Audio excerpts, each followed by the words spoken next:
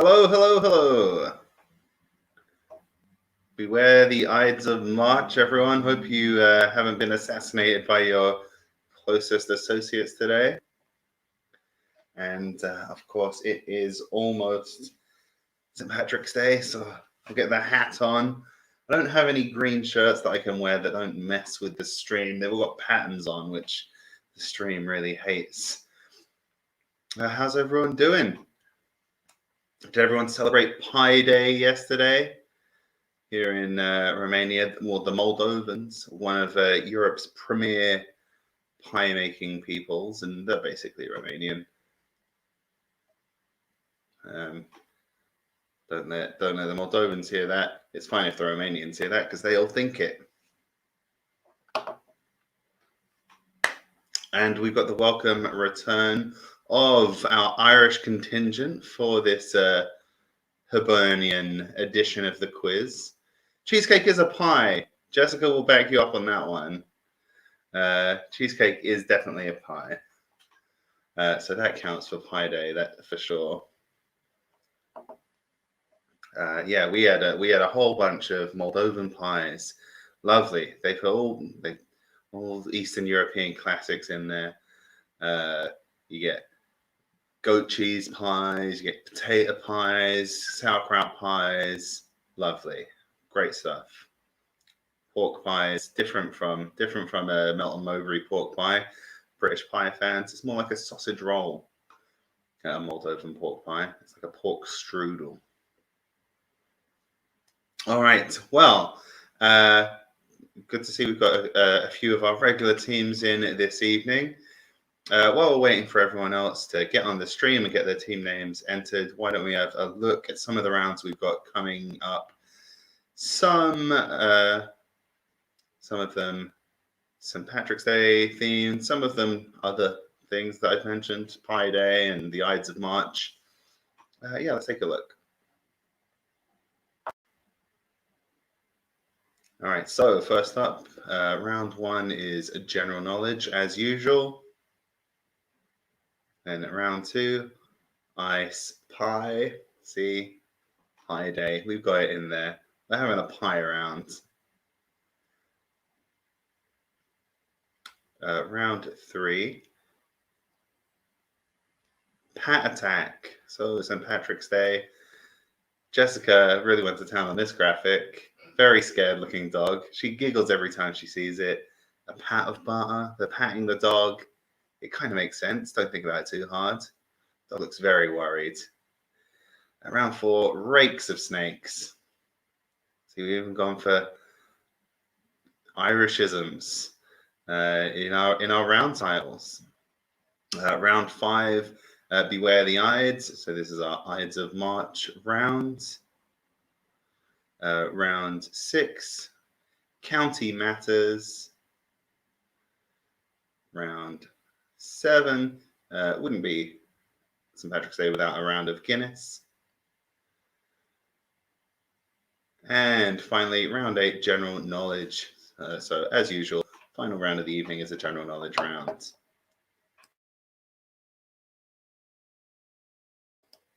All right. So for those of us who are joining for the first time or haven't played in a while, or just general public service announcement, each round will have 5 questions, and your answers are not locked in until you hit submit at the end.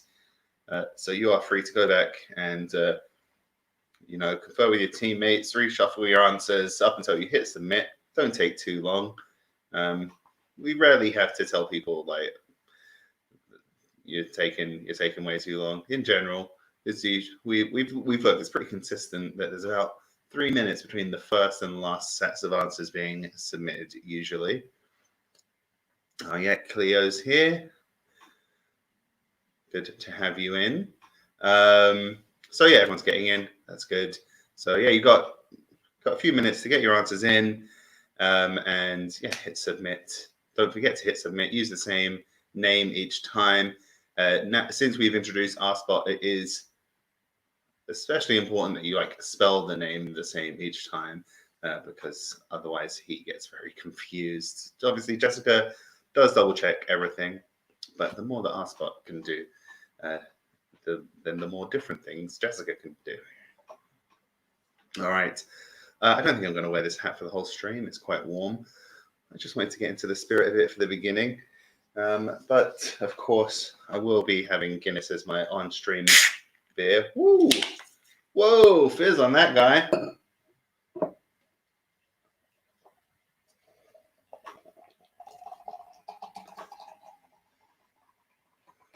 All right, I'll let that settle a bit. And let's get started with, should be further to the side. Let's get started with round one. Okie doke, so it's our general knowledge round. And our first question, which singer recently adapted one of the well-known songs to promote the COVID vaccine? Was it Marilyn Manson and Mobscene? Was it Eric Clapton and Cocaine? Was it Dolly Parton-Jolene? Or was it Taylor Swift and Mean? All of those are songs that you could conceivably adapt without too much difficulty to be about a vaccine, if you're familiar with the songs. But which one do you think it was? The quiz police are here earlier than usual today. All right, question 2.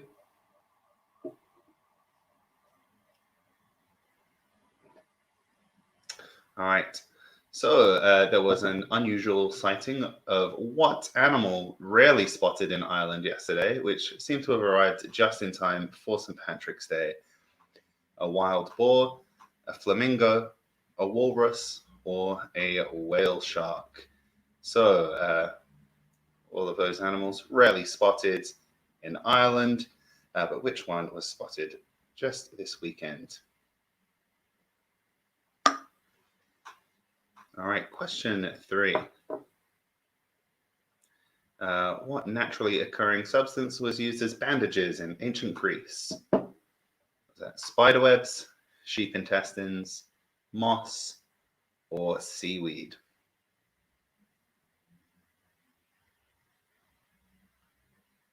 And question 4. The face used on CPR training dolls is taken from a cast of the face of William Shatner, Florence Nightingale, Michael Jackson, or a 19th century Jane Doe who drowned in Paris.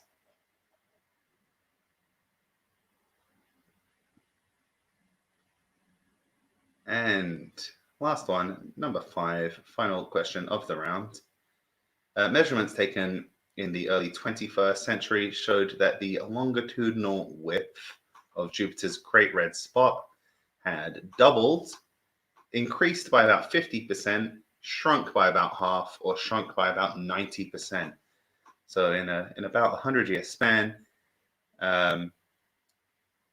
what was the change in size? So I should have specified that in the question from a century previous. So from the early 20th century to the early 21st century, what was the change in size of Jupiter's Great Red Spot? So that's width. Width is we would look like, if we look at Jupiter, like North Pole at the top, South Pole at the bottom, it's width. All right. No difference between cake and pie in Germany. They are completely different foods. How is that happening? I mean, there are cakey pies, like a Bakewell tart or something like that has kind of got a cakey center, but it has a pie crust. If it's got a crust, it's a pie. Always a pie or a tart. I will accept tart, but a tart is a subset of pie. Let's be clear here. Yeah. Crust pastry. This is the defining feature. Well, no, actually, there are non-pastry pies. A shepherd's pie does not have pastry. All right, so get your answers in for those. I'm shocked to learn that.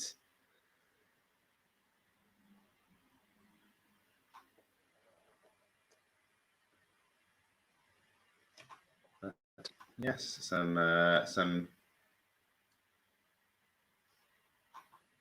What's everyone's opinion on the old the pie cake controversy?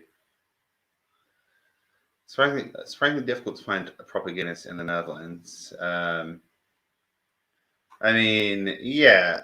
So I see people saying Irish beer got to come from a tap, and that's obviously a common opinion when it comes to Guinness. I did get those draft cans that put the little widget in. I am skeptical of them by nature, but they're the only ones they have in shops here. Honestly, I think you're better off just getting the type of Guinness that's supposed to be in a can, and dealing with that. But you know, the widget ones are fine as well, I guess. I tell you what, um, if you don't want to bother, like if you can't get on tap, obviously difficult right now with COVID and everything. You want to get them bottles of the they've got like Nigerian Guinness. I think it's Nigerian. Good stuff. It's more of like a strong stout, like a porter almost. Worth checking out. Very tasty. Yeah, there's a few breweries outside of Ireland. I think most of them are in Africa. I think we're just waiting on 2 teams now, so remember to hit enter when you've got all your guesses in. I think we might have had that as a question in a previous quiz. Where are the other Guinness breweries? But it's tasty stuff, quite different from the Dublin stuff. All right, so in German, it's all just cake, even the stuff with the crust, so they just don't get it. Yeah, I don't know. The cake is from batter, and there are some pies that don't have any batter in them, like a meat pie or a fruit pie. Oh boy. The West Indies porter, brewed in Dublin. Yeah, because I've seen that one. I've gotten that one, and I was sure that there was a brewery in the Caribbean somewhere, and then I was writing that question, and there's no Guinness brewery in the Caribbean. So yeah, that's how I first found out that the West Indies porter is brewed in Ireland. The French don't have a word for pie. Um, I'm trying to think now. Well, obviously you speak French and I don't. All right, let's have a look at the answers. I think everyone's in now.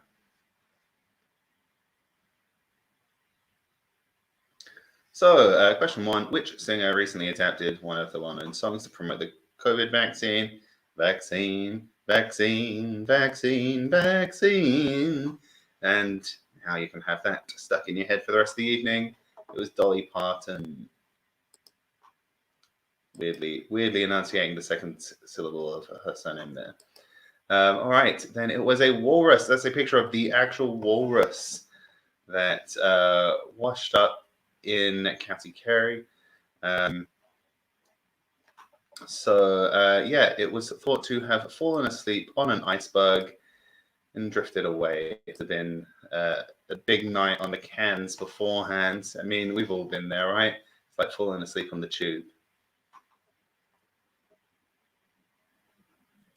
All right, what naturally occurring substance was used as bandages in ancient Greece? Spider webs. Apparently, they have like antiseptic or antimicrobial properties. Number 4, the face used on CPR training dolls is taken from the cast of the face of a 19th century Jane Doe who was found drowned in the Seine. It's very creepy. So the doll's known as Resusci Anne or CPR Annie in America. Yeah, so the morgue attendant was like, she's so beautiful, I must take a cast of her face.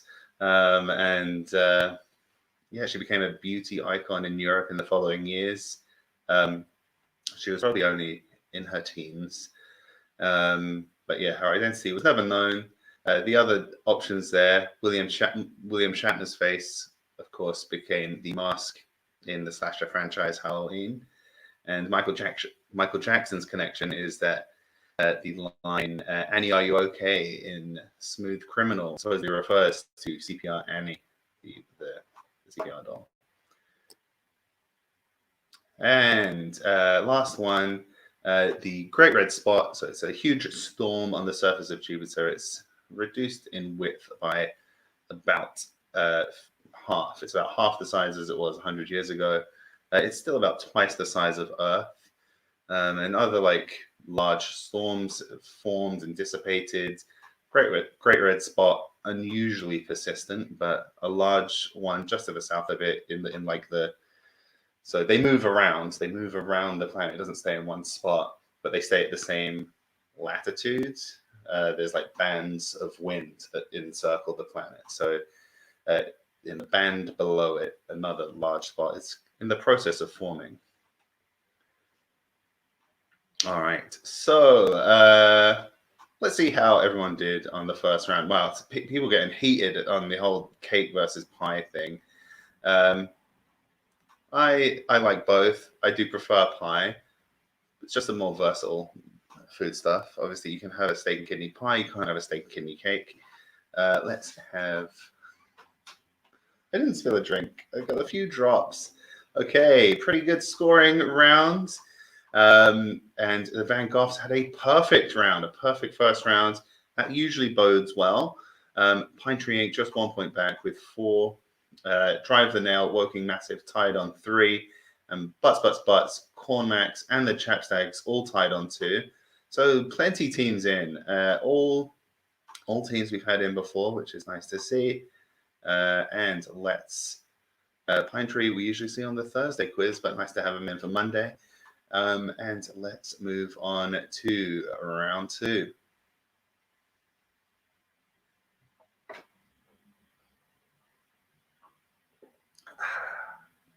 First sip, it's got to get an ah.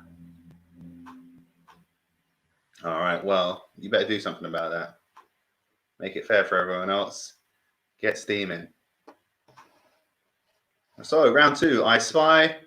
After all that chat about pie in the comments, let's see how you perform in the pie round. So we've done similar rounds before in the past. We're going to show you 5 pies from around the world, and you just got to guess where they're from. I'll give you a brief description of each pie, and I'll give you the name of the pie even, translated into English where I feel like the original language would make it way too obvious. All right, so first up, we've got ratty pie. So this pie, let me bring up my notes here. So this pie consists of a filling of beef, chicken, or clams, usually, covered in a topping of grated potatoes cooked in broth. So is ratty pie from Ireland, Jamaica, Canada, or Poland? So what's the origin of ratty pie? All right, what's our second pie? Stargazy pie.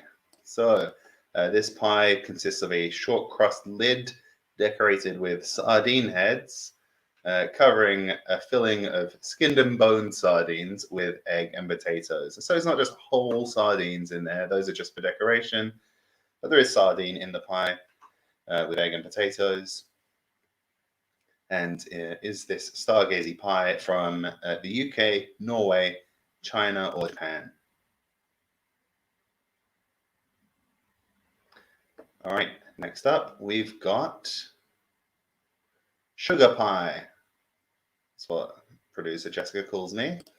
And sugar pie, much as the name suggests, the pie consists of usually a short crust pie base filled with a gooey sugar filling.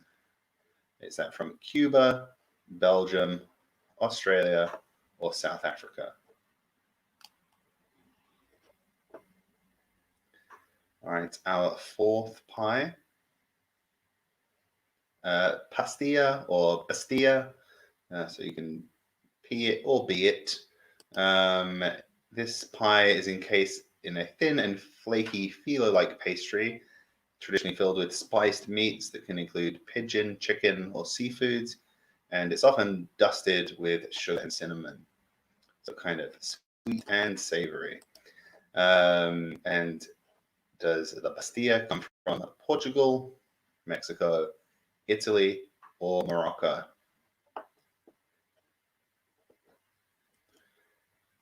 And our fifth and final pie for our post-pie day special, corn pie. So similar to shepherd's pie, this pie is topped with corn paste instead of mashed potato. And that covers a filling of ground beef, olives, raisins, onions, and slices of hard-boiled egg. The corn paste develops a characteristic skin when baked, similar to a baked custard or pudding. So is that collection of ingredients from the USA, Chile, New Zealand, or Russia?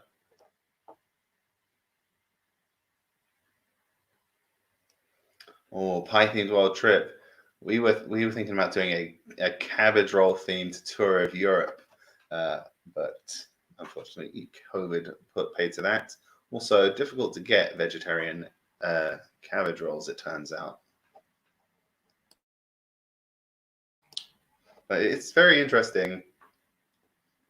We do these rounds from time to time, and it's pretty cool to see how certain food forms have migrated. And, you know, half the time it is just seeing things from China that had made the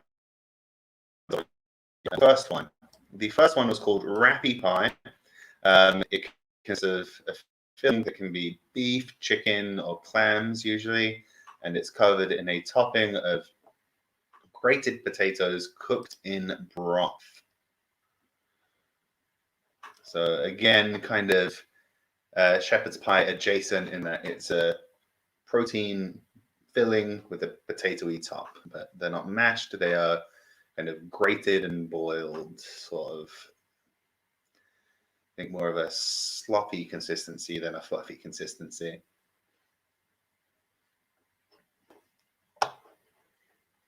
Kind of gluey. I'll say I've seen one of these in person before. Didn't find it to look super appealing. I didn't taste it though, so I'm not writing it off.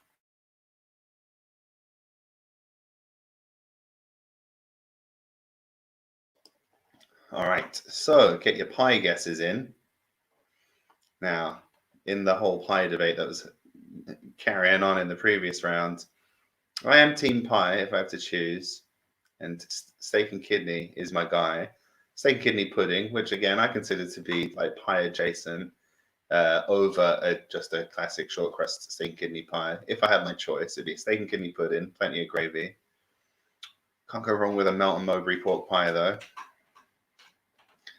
But pies really come into their own in the world of the savory, in my opinion. Fruit pies are all well and good, but you know, there's only so much you can do with a fruit pie. I mean, they are tasty. They're very tasty.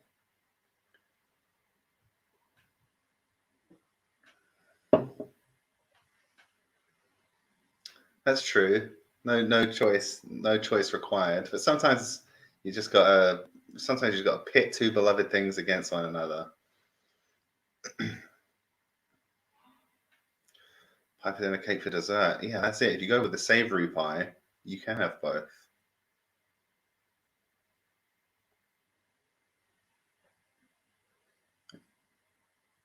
Pie, like, yeah, it's a categorically weird one. Like people call them pizzas pies. I don't agree with that.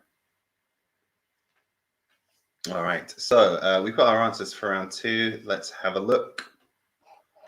So first up, Rappy Pie is from Canada. Yeah, it's from Acadia, so the maritime provinces on Canada's Atlantic coast. Next up, we've got Stargazy Pie, which is from the UK, specifically Cornwall, specifically associated with the village of Mousehole, which, for those of you outside of the UK, is spelled mousehole. Next up, sugar pie originates from Belgium and nearby parts of northern France. Similar sweet treats are found in the UK, Quebec, the Midwestern United States. I think Indiana is particularly known for the sugar cream pie, so they add cream. But yeah, it's a very, very, very more sugar than custard kind of custard pie. So similar things have popped up around the place, but the original is from Belgium. And the pastilla or bastilla is, although the word originates from Spanish, the pastilla that we described is a North African speciality, especially in Morocco, but also eaten in Algeria and Tunisia. And finally, corn pie we translated from pastel de choclo, just means corn pie, and it's originally from Chile. No, I think that was my typo. I was correcting myself there, Jessica. Sorry about that. Should have given you a heads up. All right, so let's have a look at the scoreboard after round 2.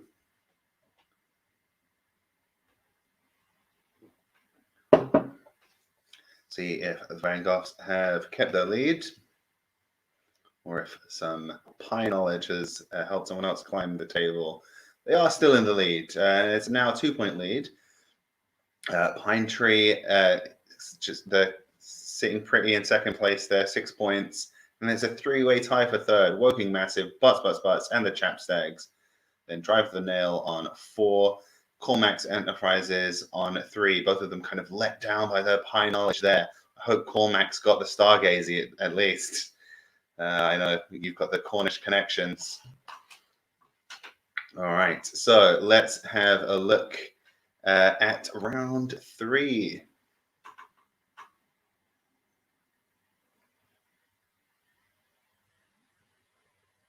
Round 3, Pat Attack, Jessica's masterpiece of the week, graphics-wise, I think. And in honor of St. Patrick's Day, this round is all about famous Patricks. So I'm going to give you short clues that describe various famous Patricks, both fictional and real. And you just need to type the surname. So the first name is always Patrick. You don't need to type that. We just want the surnames for these famous Patricks. So let's have a look at Patrick number 1. The clue for the first Patrick. This ghostly dancing Patrick portrayed a creepy motivational speaker in Donnie Darko.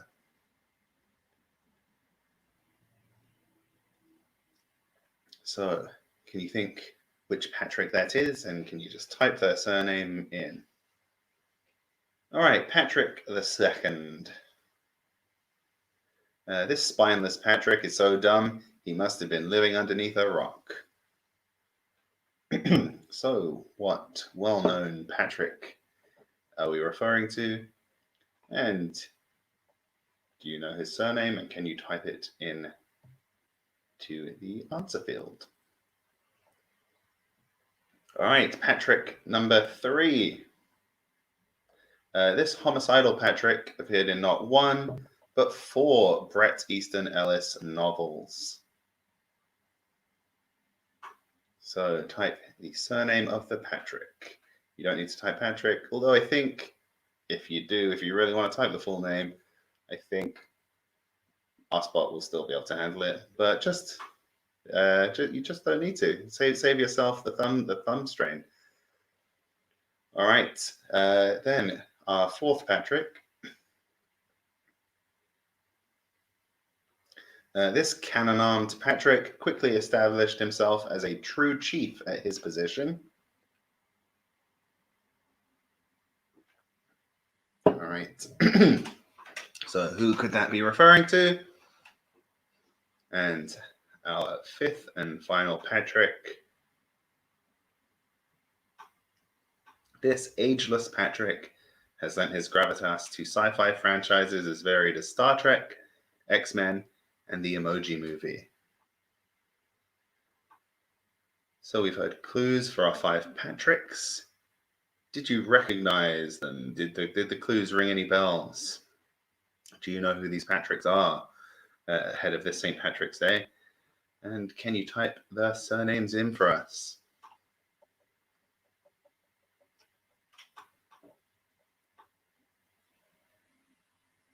I think in terms of clues, I've gone with various levels of contrariness or indirectness. Some of them are a lot more direct than others. Let's see how you've all done. all the 3 Patricks I knew were answered in this round. Turns out when you look for famous people with like just one particular name, there's not as many as you think, even with very common names, unless you're going like John. All right. So, wow, everyone's got their answers in already. That was quick. Oh, no, sorry. That was a little glimpse of our spot, but no, this is just the little video of the questions repeating. So get those guesses in, guys. All right, so I feel like typing round's usually best to put before the my mistake. All right, so any Patricks that I missed? Are there any famous Patrick? Like talking of like there not being that many, I think there probably are some that I missed. Who would you have included? So part of the reason for that was I excluded intentionally Patricks who go by Pat. I was like, that's kind of cheating, I think, to include people who go by Pat instead of Patrick. I was like, I want people who go by the full name Patrick.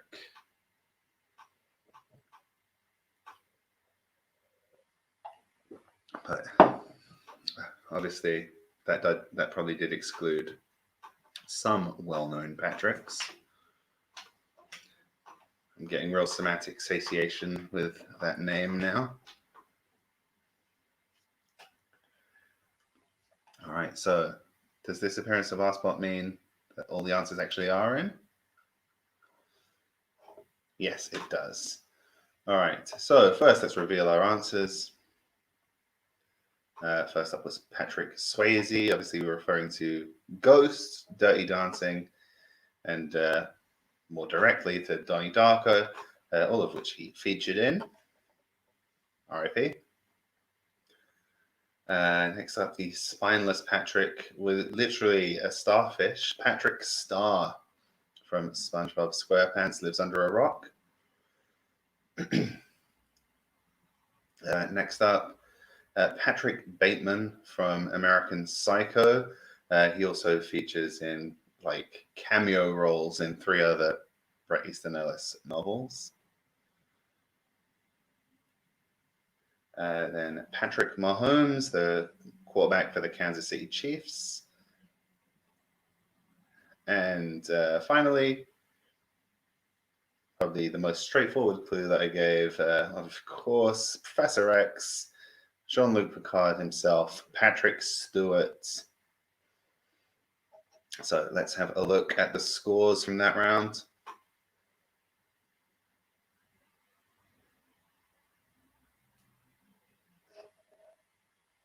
And we'll see if the Van Goghs continue the strong run here. And it looks like 3s and 4s across the board.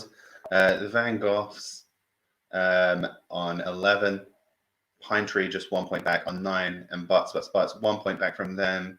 Sorry, Pine Tree on 10, Butts on 9, and 1, 2, 3 teams tied on 8 points. Everyone close together. Cormax Slightly behind on 6, but still in catch-up range, still just 1 round back from the first place team.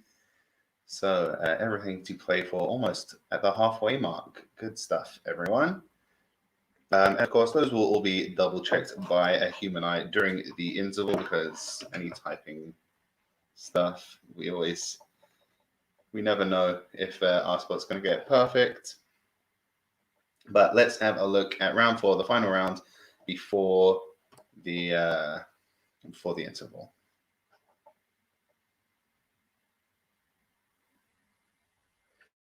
So round 4, rakes of snakes. Rakes, little Irishism meaning lots. For those of you there are no garden rakes in this round. And so St. Patrick, an 18 tiebreaker. Oh my God.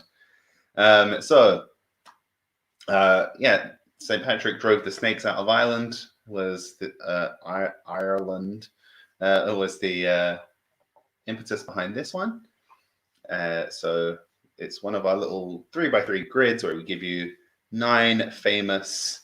We've done it in the past with bears or owls or pirates. This time it's 9 famous snakes. I'm going to give you 5 clues, and you choose the snake that matches each clue. Of course, 5 clues, 9 snakes. That means 4 of the snakes will be red herrings.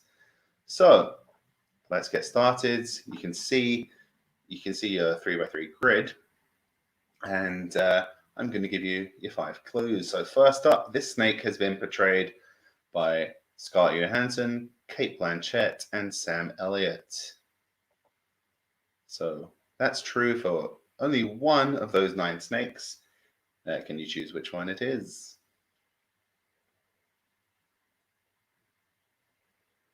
So I think that with this one, this one can be a bit tricky.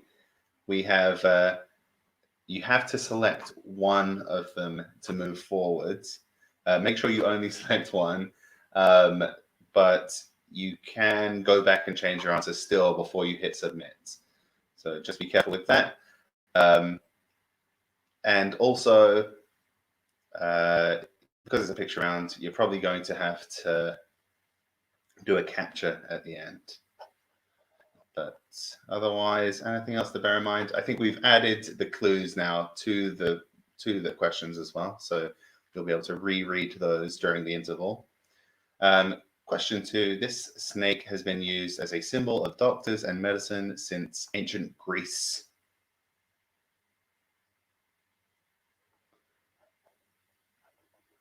All right. Clue number 3.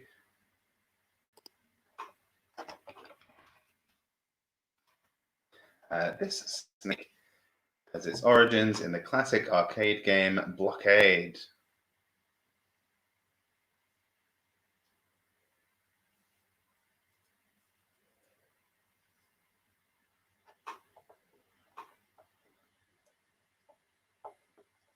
All right, number 4.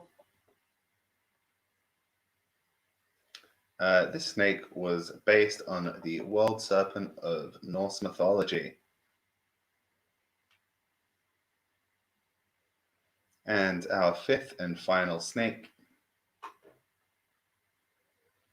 This snake drives a 1968 Pontiac Firebird called Little Bandit. So those are your 5 clues. You need to choose the 5 correct snakes from the field of 9. And you will have an interval in which to do that. And yes, as mentioned in the comments, choose one answer for each question. And I think we've made it so that you have to choose at least one. It may be programmed so that you're only capable of choosing one, but just in case, be careful, make sure you've only got one selected before you hit submit. Yeah, you'll probably have to do a capture, but because you're not drawing pictures, it'll probably just be one of those tick. They won't ask you to choose pictures. They might do, I don't know. But yeah, you'll probably have to do a capture.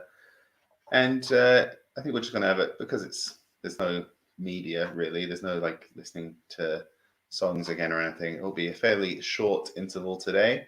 So we're going to hit you with a very cute interval video while you get those questions in. See you in a couple of minutes.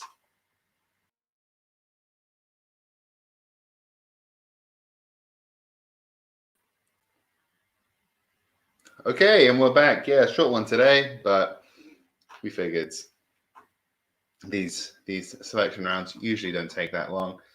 So if you are still making your mind up, hit submit, and we'll take a look at the scores. Also, we had a look during the break and made the executive decision that if you guess starfish for Patrick Starr, we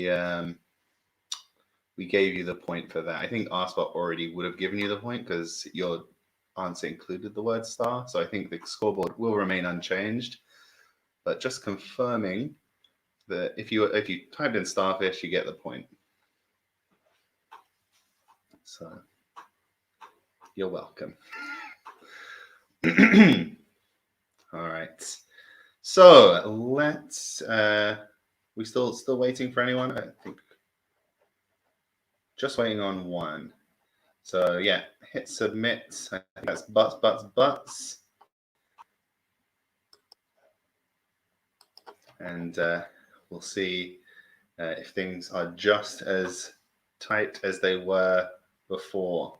No, that sounds weird. It sounds like what a very controlling husband says after the birth of his first child. All right. So hit submit.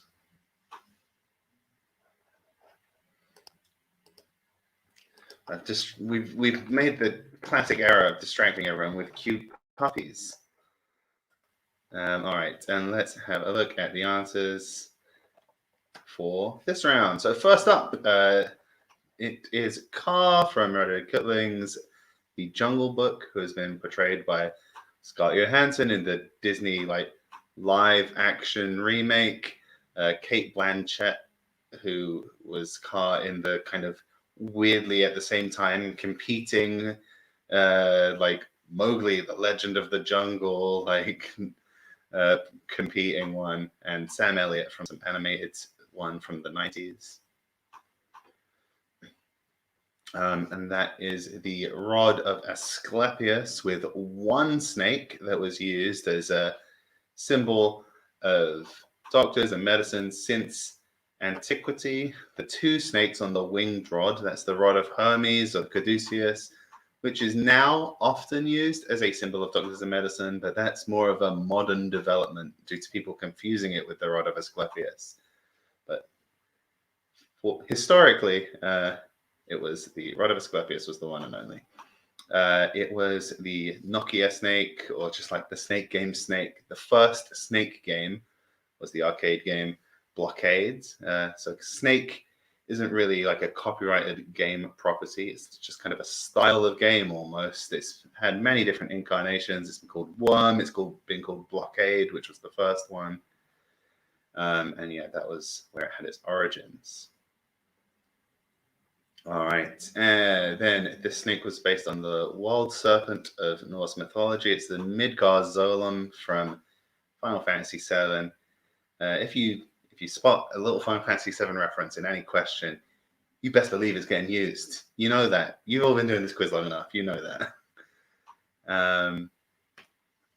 And finally, number 5. It's Snake Jailbird from The Simpsons, who drives the Pontiac Firebird called Little Bandit, a reference to James Dean's Little Bastard. Obviously, the design of the character loosely based on James Dean's character in Rebel Without a Cause. All right, and let's see the scoreboard. Van Gogh's still maintaining that 1-point lead. They're fighting tooth and nail. They're holding on, and that perfect round in the start really is what's making the difference here. So great job, guys, there. Second place has actually changed hands. It's now Butts in second place, looking for their second win of the year. Pine Tree, Woking Massive, and Chapstags all tied on 12. Drive the Nail on 11. Cormax Enterprises closing it to a 1-point gap at the bottom as well. So 4 points from top to bottom. It's a very evenly matched field this week. Love to see it. And let's move on to round 5. And this one is also a non-St. Patrick's, but this time of year themed one. It's a Ides of March round. Beware the Ides. We can see there Caesar against the backdrop of a Caesar salad being run through with forks. And so the beware the Ides of March. So the theme here, it's all omens, portents. So it's just kind of general trivia around the idea of things that signify bad fortune, fortune telling and superstition, that kind of thing. So first up, question one. According to the nursery rhyme, how many magpies foretell the birth of a girl? But actually not really predicting, this is just predicting something, not necessarily a bad thing.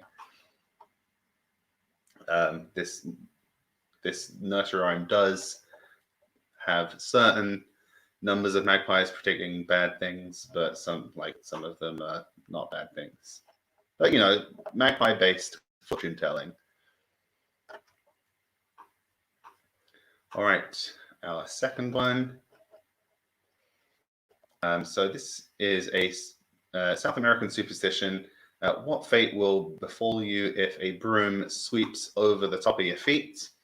Is it that your house will burn down, that you will never find love, or that a loved one will die soon?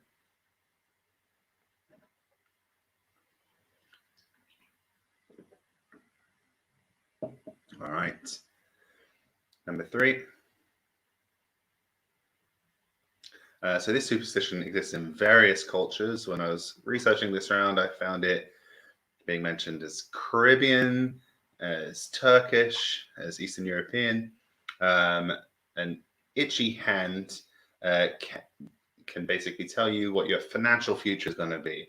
The palm of one hand means that you're going to come into some money, and the palm of the other hand will mean you're going to come into debt or lose money. So which is the hand that means you're going to get richer? Your left hand or your right hand? So which itchy palm means that you're going to get money? And it's in all the cultures that I found this superstition mentioned as being part of, they were all in agreement on which hand gave money and which hand took money away. Obviously, you never know how, in Greece, like shaking your head means yes or something like that.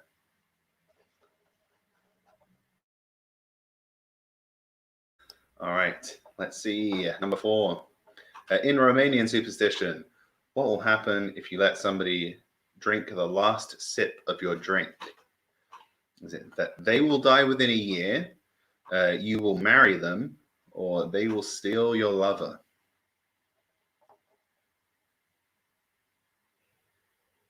I'd rather have no itchy hands and a neutral fades.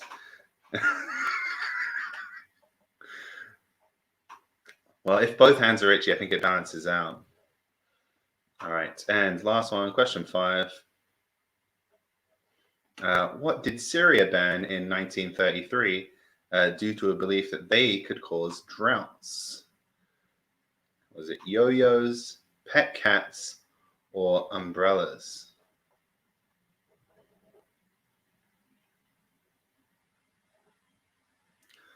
All right, so get your answers in. Are any of you guys superstitious? I'm still in my head not superstitious. Fully not superstitious. I don't believe it. It's all nonsense. But I'm now kind of a bit gut superstitious. So I was never really much of a sports guy, and then I married a Midwestern lady and became a Vikings fan, and I'm now extremely sports superstitious. When we first started out watching football together, I was always like, what are you talking about? This is nonsense. This is not going to affect the outcome of the game. And now this mental anguish of rooting for the Vikings has really just Destroyed my subconscious brain. Superstitious for tiebreaker rounds. I feel like that's coming from a similar place, a similar mental place to sports superstition.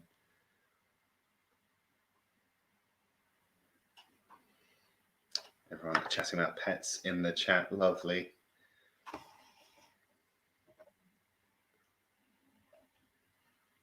We don't have any with us here in Romania, but back in Wisconsin, there are 2 dachshunds. All right, get those guesses in, guys. But yeah, all manner of things. I'll believe just about anything that someone says could influence the outcome of a sports game now. But the worst one is like the announcer curse. That's definitely the worst one. Anytime the announcers say, well, this guy's great because, he's so hard, he never gets injured. Bam, out the next play. Oh, this guy, he hasn't missed an extra point in 300 games. And then, woof, wide right. I mean, they honestly just shouldn't have let announcers talk about the players. All right, so I see our spot up there for a prolonged period. That usually means it's time for the answers. So let's have a look. I'm a little bit stitious. Classic. Okay, so it's 1 for sorrow, 2 for joy, 3 for a girl. I'll focus there. 4 for a boy, 5 for silver, 6 for gold, and so on and so forth. Let's see. The next one was, brush going over the top of your feet means you'll never find love.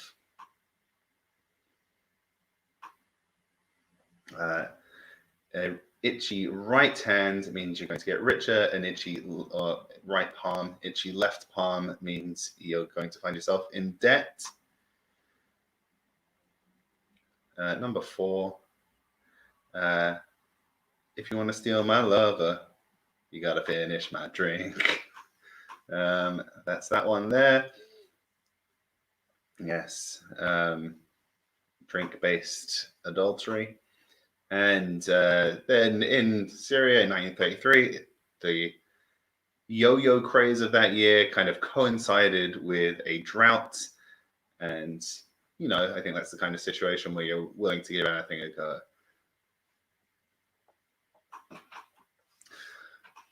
I think that's for the best, Jessica. All right, let's take a look at the scoreboard after that one.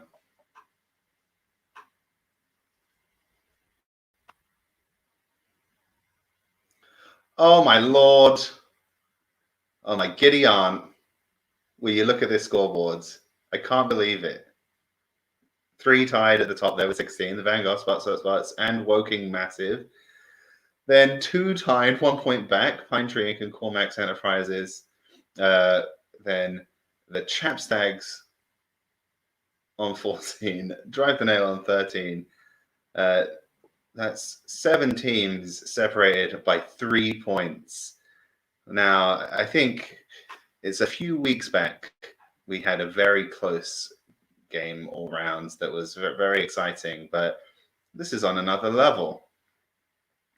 Let's see if we have a round coming up that will maybe separate the top from the bottom a little more. All right, so let's take a look at the next round. Round 6, County Matters. So the concept of this one, pretty simple. I'm going to give you 5 simple clues that will give you a word in the English language. And the little twist here, the little St. Patrick's Day twist, is that all of these words are also a county in Ireland. So Drive the Nail at the bottom of the pile there, but this round probably should give them a bit of an advantage, seeing as he's Irish. All of these rounds, all of the answers here are they are a word and also a county in Ireland. So let's see the first one. So you might use this county to stop Salmanazar of Sangiovese. Sangiovese.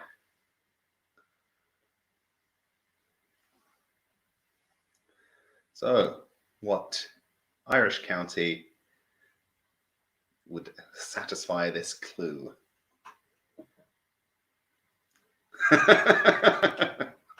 No pressure, mate. All right, next one, number 2. You might use this county to tell a bawdy joke through verse.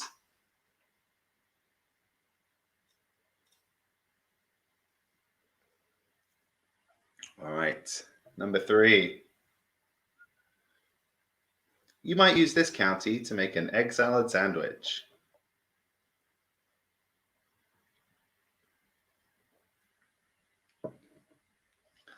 All right, county number 4.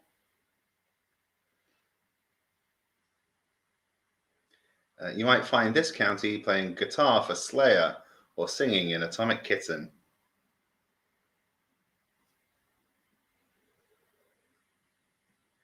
And finally, county number 5. You might use this county to describe something similar or pertaining to the edible organs of livestock. So the others all nouns, this one an adjective. Think about maybe how adjectives are often formed. Some other little addendum to this clue.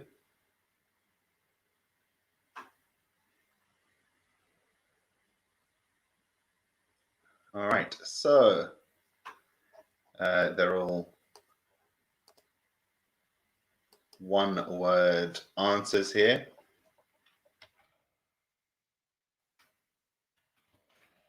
So get those typed in, and we'll see how much of an advantage actually being from the country in question gives you on this round.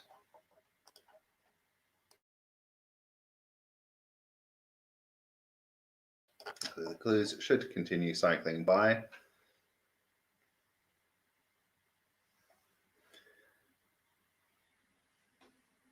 So there's several things you might use to make an egg salad sandwich, but which of them is also an Irish county?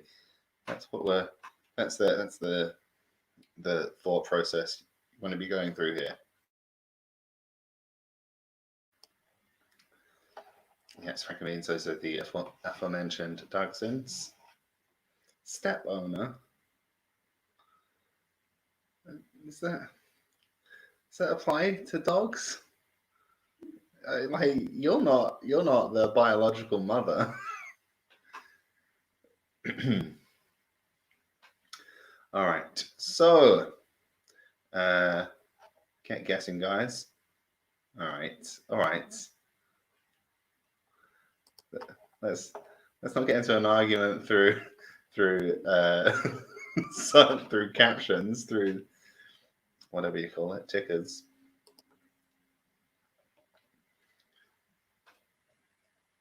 All right, so I think we just 1 or 2 teams to get those guesses in. I've been sent here an article of little facts about Irish language Scrabble.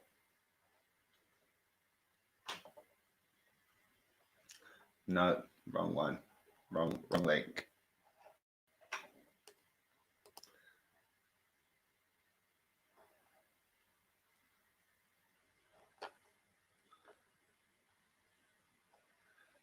Okay, never mind. Scratch that. All right, so if you've ever been to Ireland, that might help as well.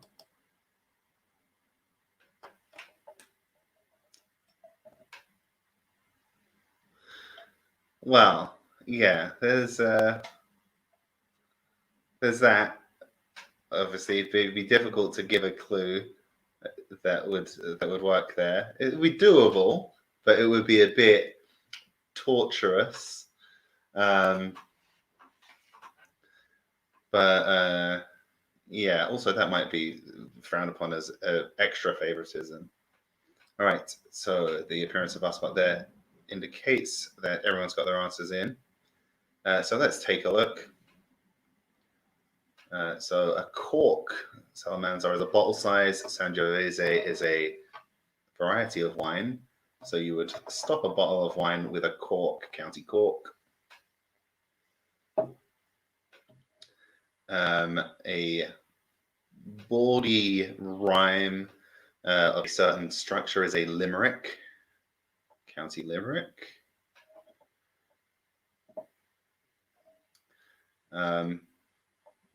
Mayonnaise is an ingredient in an egg salad sandwich, so that would be County Mayo. Slightly different stress to mayo, but I think still we're going to let that slide. Gets a lot more dicey on number 5, I'll tell you. All right, Kerry King plays guitar for Slayer. Kerry Katona was one of the original members of Atomic Kitten, and County Kerry is where that walrus just washed up. And the pluck of an edible animal, its lungs and kidneys and liver and what have you, they're referred to as offal, and that could be kind of made into an adjective by adding a y. So offally, I think, because adjectives are, strictly speaking, often made with an ly, we also accepted the spelling with 2 L's.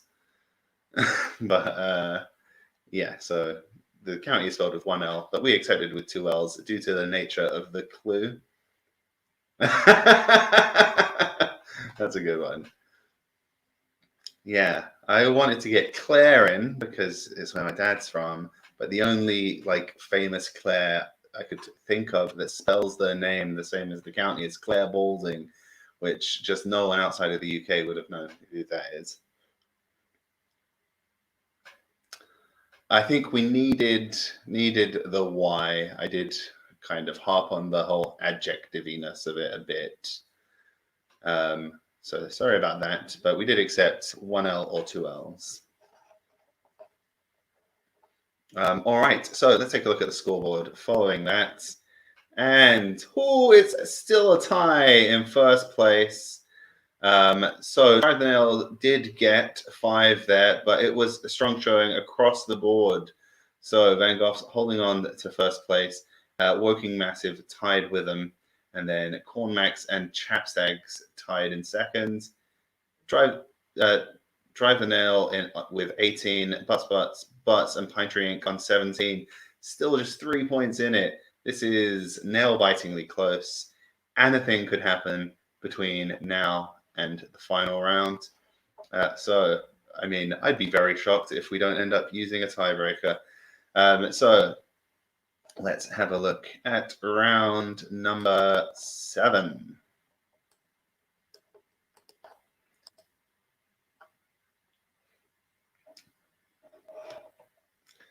And so I'm on to the grapefruit infused IPA at this point, but it wouldn't be a St. Patrick's Day trivia without a round of Guinness.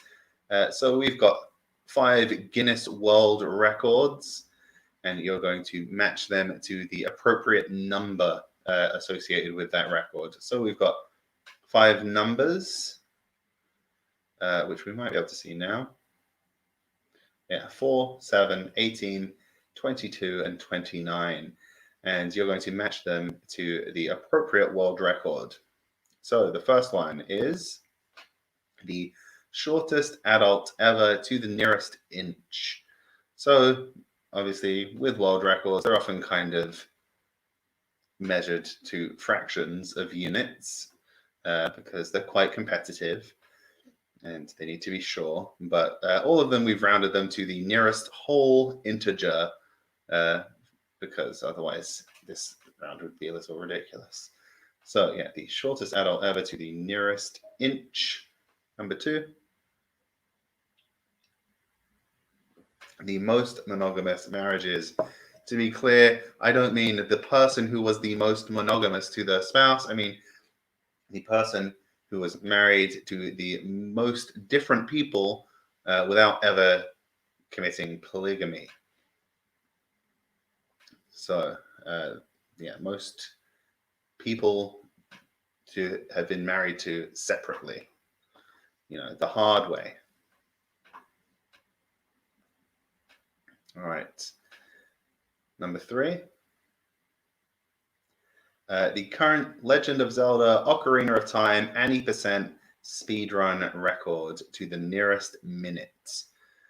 So, in case you're not that familiar with speedrunning, they just obviously, clues in the name, you see how quickly you can complete a video game. Any percent is a category. It's just kind of like the most general category. So some of them like add extra requirements, like you have to get every item in the game, and some of them like have certain things you can't do, like there are certain glitches you're not allowed to use. Any percent just means get from the start screen to the end screen, like when the credits start to roll, in the shortest amount of time by any means. You don't have to get every item. You're allowed to use whatever glitches you like. So that's the any percent record, and it's usually the fastest out of all of them, and the most kind of general one. And this is for the legendary Nintendo game Ocarina of Time. Okay, then we've got number 4, the largest living crocodile in captivity to the closest foot. The largest living crocodile in captivity.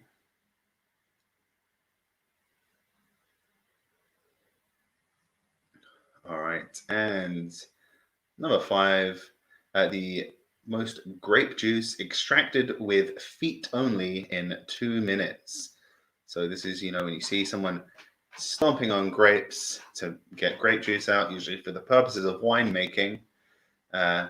What's the record for how much they got out in 2 minutes to the nearest gallon?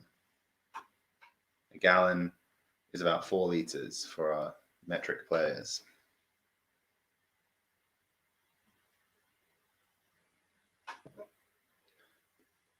All right, so a matching round, just a little drop down, got your numbers. There's no doubling up, one number to each thing. All right, so obviously world records, ripe territory for trivia. I think we've used it in tiebreakers before.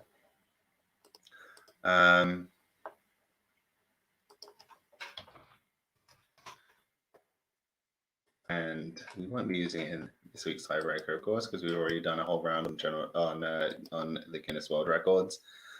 But yeah, I'm now starting to feel like it's a foregone conclusion that tiebreakers are going to happen.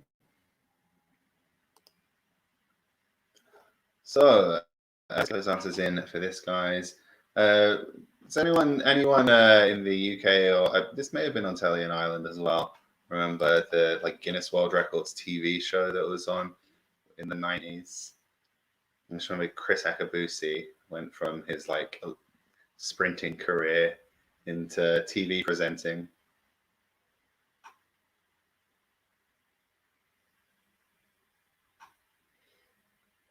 Are you saying I jinxed the possibility of there being a tiebreak?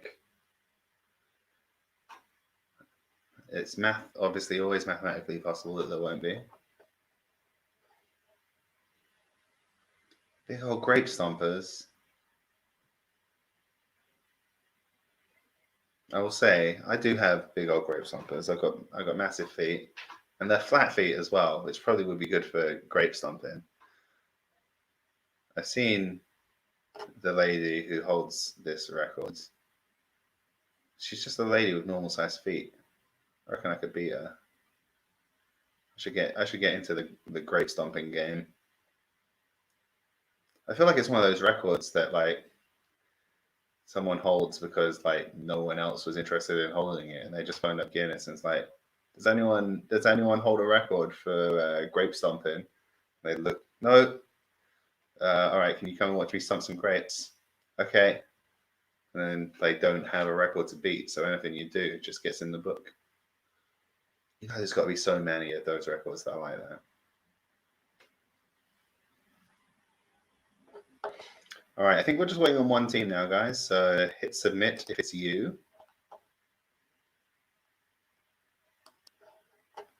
And we will get to our final round of, I have to say, this must be the closest trivia we've ever had in what must be close on 6 months of doing this now. So great job, guys, for a very competitive evening. Every point counts tonight.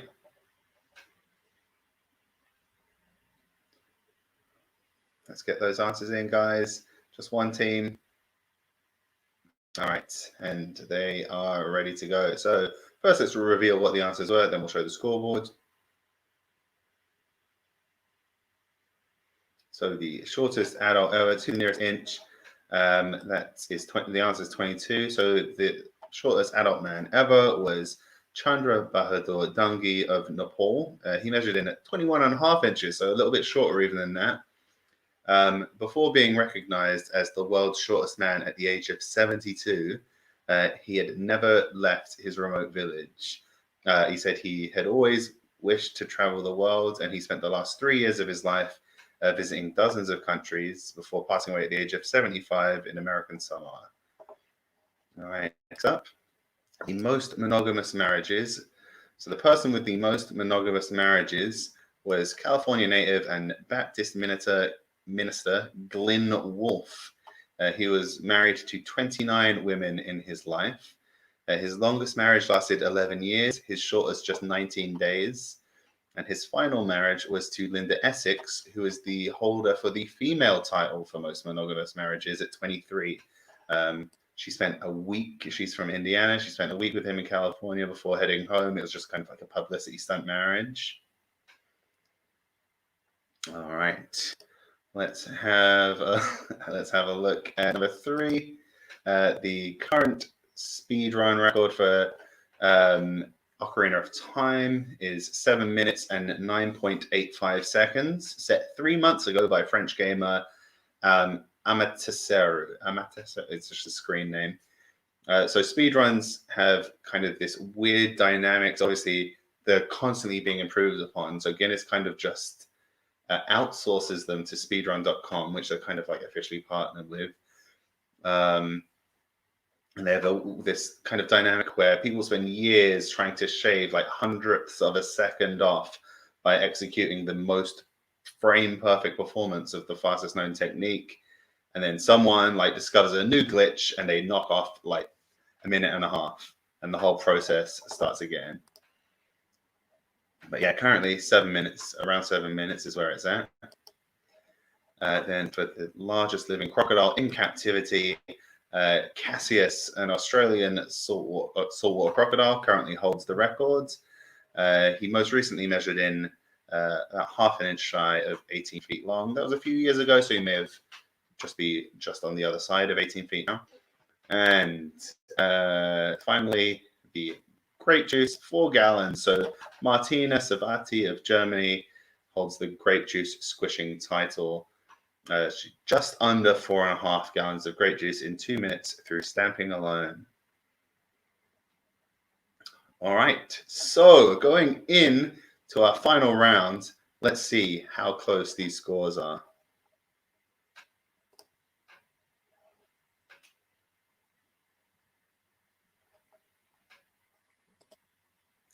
We still have a tie at the top. The Van Goghs going for the 3rd win of the year, I believe. Woking Massive, first win in a long time for sure for that team. Chapstag 1 point back on 22. They also recently had a win. Drive the Nail 21, still very close. Pine Tree Inc. and Cormax kind of falling off in that last round. Bad luck, guys. But you haven't taken okay. Pine Tree, you have taken yourself out of the running, but Cormax has not. So still could be a 6-way tie or something, but we'll see. We'll see how this last round shakes out. Very exciting stuff.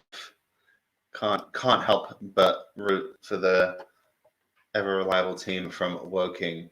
to go for the upset. All right, so round 8, general knowledge. You know what it is. We do it every week, closing out with 5 more general knowledge, multiple choice questions. And question 1. Who recently became the first female rapper to go diamond? So that's 10 million sales on a single record. Is that Nicki Minaj for Anaconda, Khalees for Milkshake, Cardi B for Bodak Yellow, or Doja Cat for Say So? So you're thinking here, is this a recent song that sold very quickly, or an older song where the sales have trickled in over the years?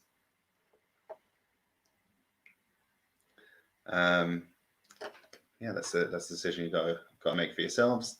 All right, number 2, released 49 years ago yesterday.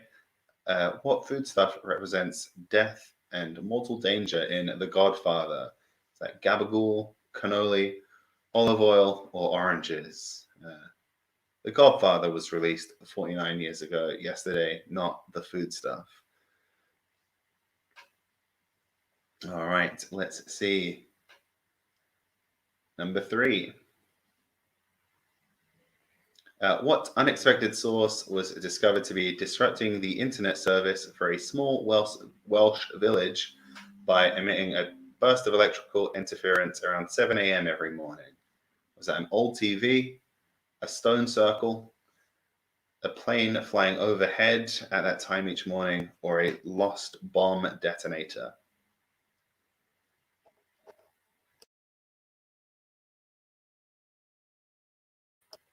Of course, I'm happy to see any team win.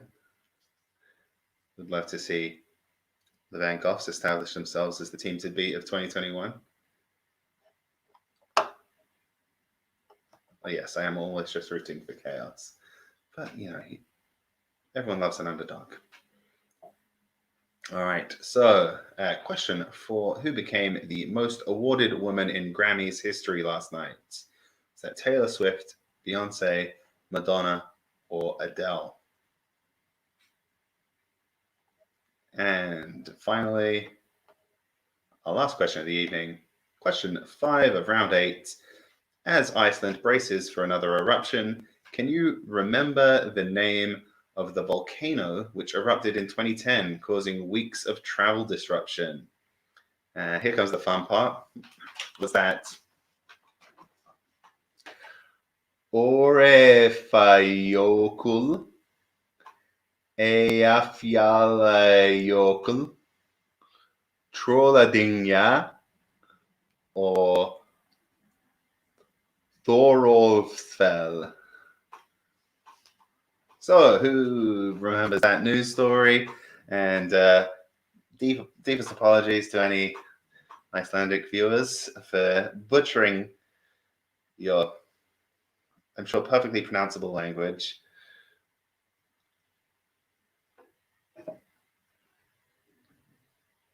And certainly, newscasters trying to pronounce the name of that volcano was a big part of that story as well.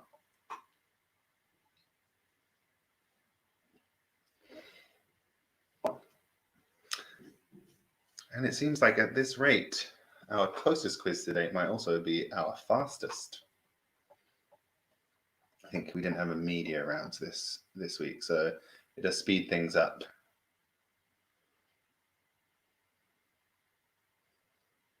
All right, so I'm very excited to see who. I'm just assuming at this point there's a tie break. I'm excited to see how many teams will be in the tie break.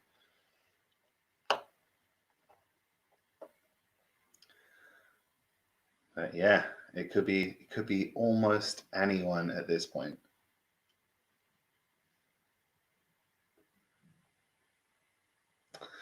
Wow, how about this?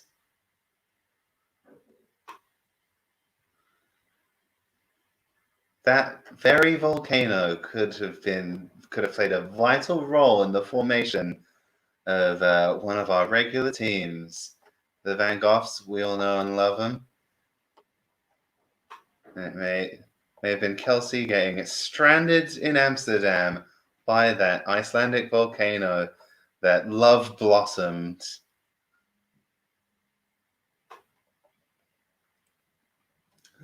Well, how sweet, how nice that is. Well, I hope for your sake, Matt, that you remember the volcano, or else you're going to be in trouble.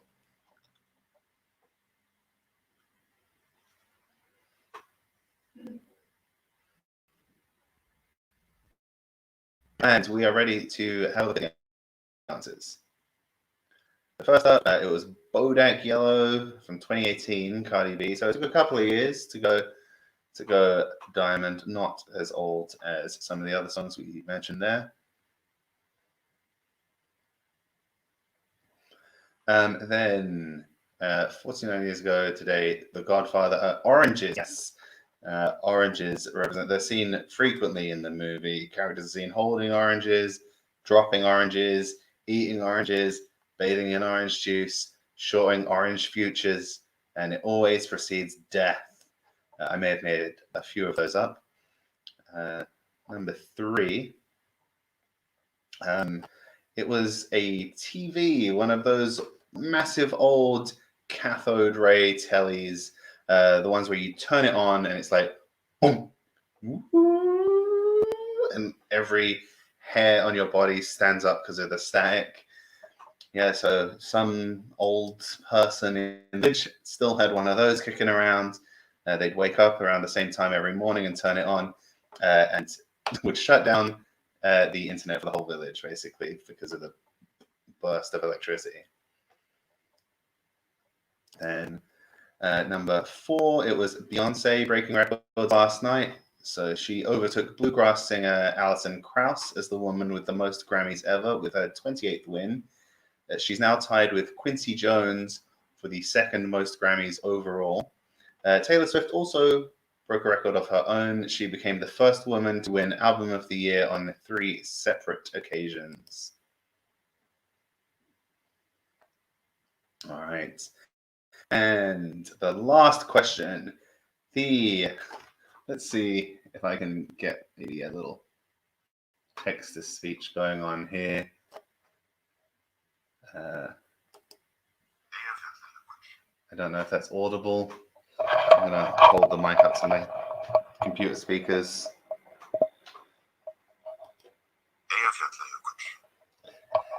Thank you, Icelandic/Carl, voice-to-speech robot. That was the name of the robot that erupted in 2010, stranding Kelsey in Amsterdam, where she now lives. All right, so exciting stuff here. Trip down memory lane for one of our leading teams. Let's see if they have made it into the pole position alone, if they're going to be in a tiebreaker, if they'll be in the tiebreaker at all. Let's find out. I can't wait.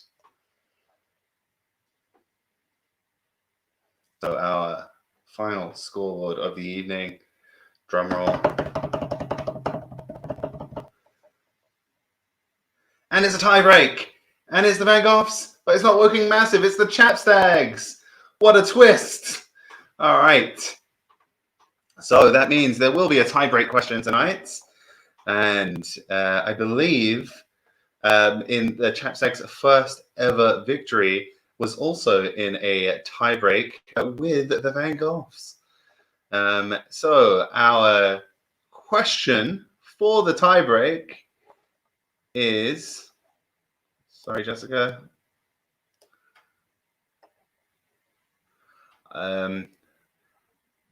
Give me a sec. There's a tiebreak form in the chat. Jessica's throwing a lot of information at me. I think that the tiebreak is how many pounds of powdered dye goes into the Chicago River to turn it green? So how many pounds? A pound is like, I can't remember. A pound's like 400 grams, right? So how many pounds of powder blue dye goes into the Chicago River to turn it green?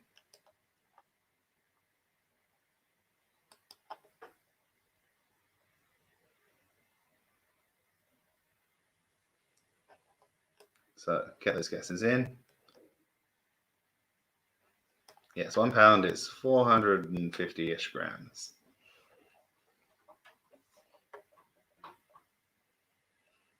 So they Oh, there are two ties. I see, right. So if you are in the tie further down, you can also take part in this tie break. Can I see that scoreboard again, please, Jessica, just so I can remind people who were in the second tie, because I didn't note that myself. So there is also a tie in third place for Drive the Nail and Cormax Enterprises. So if those teams also want to take part, I know Drive the Nail has some bad history with tie breaks, but you never know. If you feel like it, you're welcome to break that tie. We normally leave down table ties unbroken, but seeing as we're doing a tie break for the first place anyway, you may as well. So the how many pounds of powdered green dye the Chicago River green for St. Patrick's Day? And while we're waiting for our tied teams to get those answers in, I'm just going to plug our Thursday quiz, Think Fast. So we use Kahoot for that. If you're familiar with Kahoot, you know how it works. You get more points for answering more quickly. So it's kind of a bit more conventionally quizzy. Kind of our Monday quiz is you can play alone or in a team. The Thursday quiz, because you're answering as fast as you can, usually best you can play alone and just play against other people that you're with. You can like play against the people that are usually your teammates.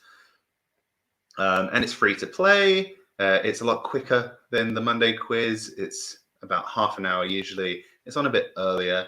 So tea time for the UK about 6:30, or about 6:30. It starts at 6:30. And two teams have entered the same answer. You're kidding me. Are we gonna have to come up with a second tiebreak? Are they two teams in the same tiebreak, Jessica? But no, they're not. Okay, thank goodness. All right. So that's 6:30 p.m. Thursdays if you're in the UK, and 1:30. So just after lunch, if you're in Central Time Zone in the US. So we're going to reveal the winner of the low tie first, the tie in third place. So Cormax Enterprises guessed 3,000. Drive the Nail guessed 500. All right, and let's have the figures for the high tie as well, and then I'll say the answer, and we'll know who won both. So the Van Goghs, same as Cormax, guessed 3,000. The Chapstags guessed 1,100. You'll all be very surprised to learn that it takes a mere 40 pounds of powdered dye to dye the Chicago River through the length of Chicago green for St. Patrick's Day. So that means in both teams, or both tie breaks, it was the lower guess that won. So that's Drive the Nail for our low tie, cementing themselves in third place. And the Van Goghs, the Chapstags, the lower team there. Chapstags with 1,100 are the winners. So well done, Chapstags. Second tiebreak win in a row for you guys. So close, so close. So commiserations to the Van Goghs. Came down to the last tiebreak. I mean, it's always hard to lose on a tiebreak, but good job getting there. Stayed at the top of the table for the whole time. We've got a little bit of additional river dyeing trivia here. So back when they first started the tradition, they were using 100 pounds, then they lowered it to 25. Now it's back up to 40. Apparently the recipe is perfected, but they don't say exactly what it is that they've done to the recipe. That was a very exciting quiz. I really enjoyed that. Very close up until the last second. Congratulations once again to second-time winners, the Chapstags. Great job, guys. I think your last victory was fairly recently, right? Very close one all the way through. Sorry about that, guys. I wasn't rooting against anyone. I just maybe had a little bit of a soft spot for Woking Massive. I think they're due one, but it wasn't to be this week. All right. So thanks everyone for coming. Great to see you all as always. And yeah, hopefully we get another crazy close quiz again next week. You never know. Sometimes it's a massive blowout. Sometimes it's a nail biter. It's always a lot of fun though. And if you haven't checked it out before, check out the Thursday quiz. Good luck beating Kelsey in that one though. She's really mastered the form, I have to say. All right. So see you Thursday if you're coming Thursday. See you next Monday if you're coming to that. And happy St. Patrick's Day. All right. Bye-bye.